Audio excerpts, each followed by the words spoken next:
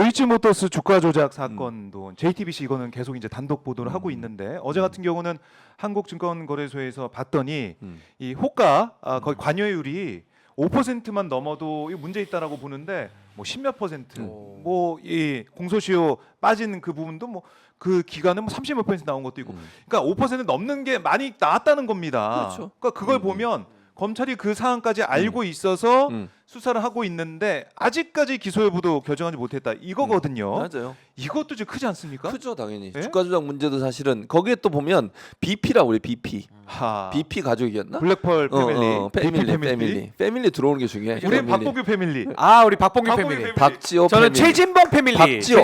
박지호 김주하고 해. 자, 이동영님이 나는 그래, 예. 최 교수님 노연 푸세요. 박봉규 원조입니다라고 슈퍼챗 보내주셨습니다. 슈퍼챗 들어오면 노여움 바로 풀립니다. 네. 웃고 계시잖아요. 좀 많이 넣어주세요. 바로 풀리고요. 이게 나는 그래서 살짝 전략적 노여움. BP라 그래서 베스킨 라빈스인 줄 알았어요. 이게 아니구나. 한글로 번역하면 흑진주파입니다. 블랙펄이 흑진주거든요. 흑진주파. 무섭네요. TP. 그러니까 여기 그러니까 그 패밀리에 들어있는 네. 사람이 그 뭐 이종호, 네. 그다음에 권오수, 그리고 김건희 이런 분들이 김건희 씨 이런 사람들이잖아요. 5명 정도. 네. 5명이 있대. 나머지 2명도 있는데 그러면서 이때 너 얘기 들어보면 네. 들어오는 건 가족이 되는 거야 이런 얘기로 얘기했다는 거예요. 아. 그러면서 그 안에서 권오수 씨하고 이종호 씨는 이미 처벌을 받았어요. 네네. 주가 조작의 문제. 근데 BP 패밀리라고 불려지는 사람들이 일정 부분 주가 조작에 같이 개입했을 가능성을 우리가 충분히 예견해 볼 수 있는 거 아니겠습니까? 그렇죠. 그리고 실제 녹취록에 그 녹취록이 아니라 문자에 보면 7초 후에 몇만 주를 또 팔아요. 매도하라 그러니까 바로 매도를 합니다. 그 민모 씨하고 또 두 사람이 이제 연관돼 있잖아요. 거기에 네. 그런 내용들을 본다고 하면 김건희 씨의 계좌가 활용된 건 맞고, 근데 본인은 몰랐다고 얘기하는데 과연 모를 수 있겠느냐? 김건희 씨가 답변하는 내용도 나와요. 그 문자에 보면. 네. 그래서 그런 차원에서 본다고 하면 이 사건도 가장 묻어놓고 있는 것 자체가 사실은 더 폭발력을 키우는 상황이다. 어제 이성윤 의원이 이제 다른 방송에 나와서 이런 얘기를 했어요. 이게 어떻게 나오게 된? 그러니까 검찰에서 조사를 하고 수사를 해서 23억인가도 밝혀냈잖아요. 네. 검찰의 공소장이나 내용, 재판 과정에 이게 다 나왔어요.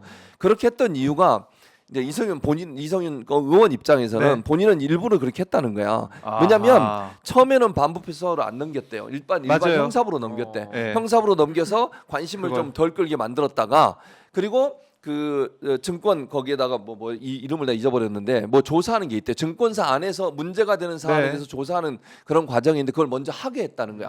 그 자료를 다 받은 거야 검찰에서. 그리고 나서 반부패 수사로 넘긴 거예요. 그러니까 네. 그 자료가 남아 있어요 지금. 그러니까 이거는 없앨 수가 없는 거야. 증거가 있는 상황에서는. 그러니까 검찰이 공소하고 기소할 때도 이런 증거가 있었기 때문에 가능해진 거예요. 네. 제 말은 지금 아무리 검찰이 윤석열 정부에서 검찰이 막으려고 해도 증거가 남아 있는 상태고 재판 과정에서 여러 가지가 나왔기 때문에 네. 이걸 덮고 가기는 어렵다.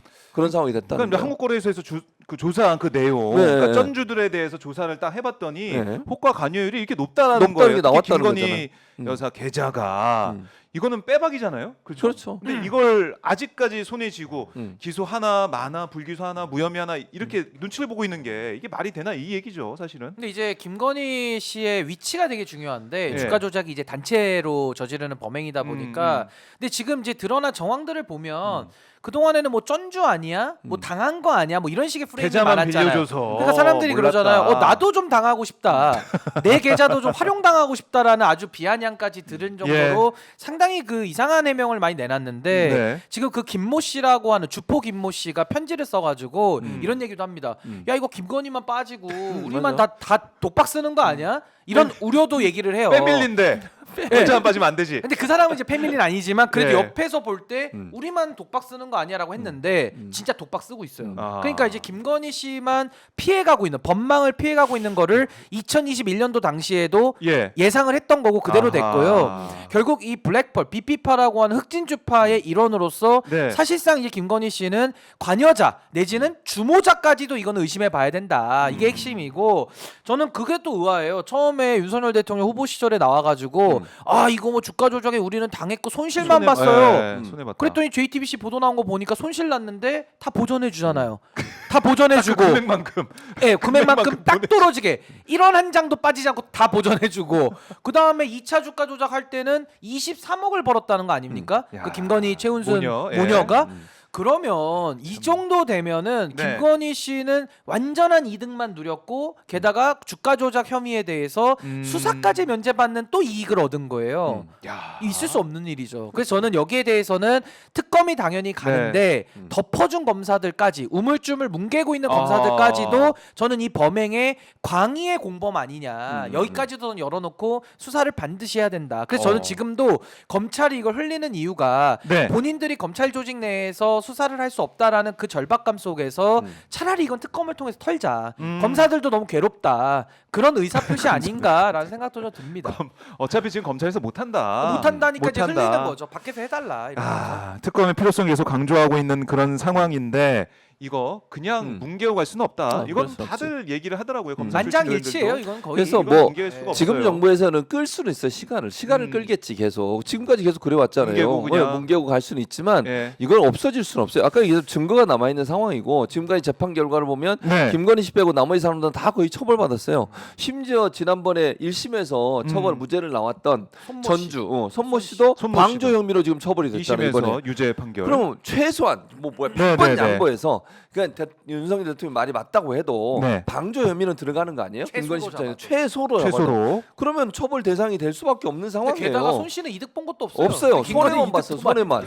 자기가 그리고 직접 그 사람은 직접 거기다가- 자기가 투자했어. 흑진주파야 또. 본인이 직접 투자하고 김건희 씨 같은 경우는 통정 매매 의심이 있는 거잖아요. 지금 네. 그거 더 나빠요. 저질이. 만약 사실이라고 하면 손모 씨는 자기가 직접 투자하고 자기가 손해 보고 이랬어. 네. 그래도 문제가 됐는데 방조범으로 지금 김건희 씨 같은 경우는 통정 매매가 의심이 되는 상황이라면 이건 더더욱 아하. 주식 시장을 교란시키는 행위가 있기 때문에 더 큰 죄를 받아야 되는 거죠. 그러니까 제가 이렇게 정리해드리면 주가 조작이라는 거, 그러니까 주식 투자를 누가 뭐라고 합니까? 근데 주가 조작은 범죄거든요. 그렇지. 이건 시장 경제의 적이에요. 근데 거기다가 이제 수사를 무마하거나 수사를 덮는 거는 법치주의의 적입니다. 네. 그러니까 지금 김건희 씨는 이 헌법 체계를 무너뜨리고 있기 때문에 그 죄가 너무 무겁다라고 보여집니다. 공천 개입 의혹도 있고. 그거는 민주주의의 적입니다. 그러니까 그걸 이제 삼적이라 그래요. 법치주의, 민주주의, 시장 경제 이거 삼적입니다. 다 삼적. 지금 의혹이 지금 불거져 있다. 야, 삼적. 그러니까 우리가 뭐 산적 이런 게 아니고 삼적. 삼적.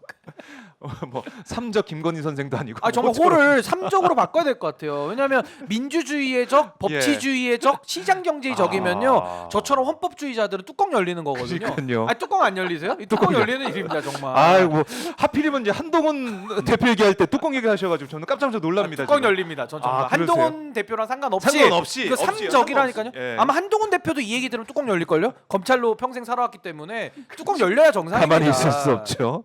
예. 자연스럽게 한동훈 대표 얘기를 해봐야 될 것 같은데. 삼적. 이제 준비를 하고 있었는데 갑자기 뚜껑 얘기하셔서 깜짝 놀랐습니다. 아유 참. 근데 저 이게 컵라면도 왕뚜껑만 제가. 아 개그입니다. 예, 죄송합니다.